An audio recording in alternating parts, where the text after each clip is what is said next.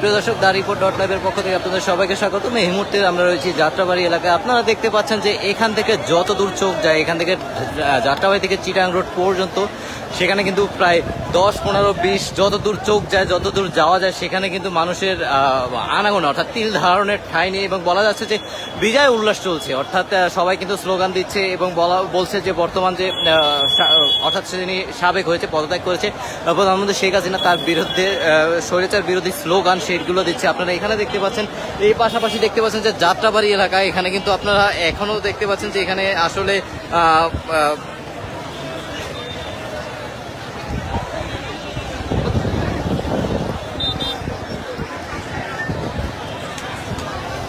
অনেকটা ঝুঁকি নিয়ে, অর্থাৎ আপনারা দেখতে পাচ্ছেন ওভারব্রিজের উপরে কিন্তু ঝুঁকি নিয়ে সেখানে কিন্তু লোকজন রয়েছে।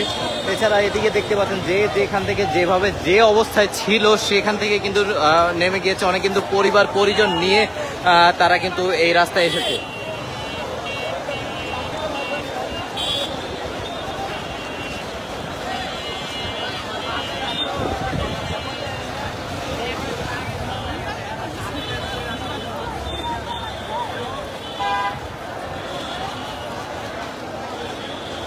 দর্শক, এই মুহূর্তে দেখতে পাচ্ছেন যে পতাকা মিছিল তারা কিন্তু এখানে আসছে। অর্থাৎ যে যেখান থেকে যেভাবে যে অবস্থায় ছিল, আবারও বলছি, যেহেতু এটি দুপুরের সময়, অনেকে হয়তো বা যেহেতু এটি একটি অসহযোগ আন্দোলন চলছিল, অফিস আদালত বন্ধ ছিল, সেই বন্ধ থাকার কারণে কিন্তু অনেকে কিন্তু বসেছিল। সেও আপনারা দেখতে পাচ্ছেন এখানে কিন্তু যে যেখানে যে অবস্থায় যেভাবে রয়েছে সেখানে থেকে কিন্তু চলে এসেছে।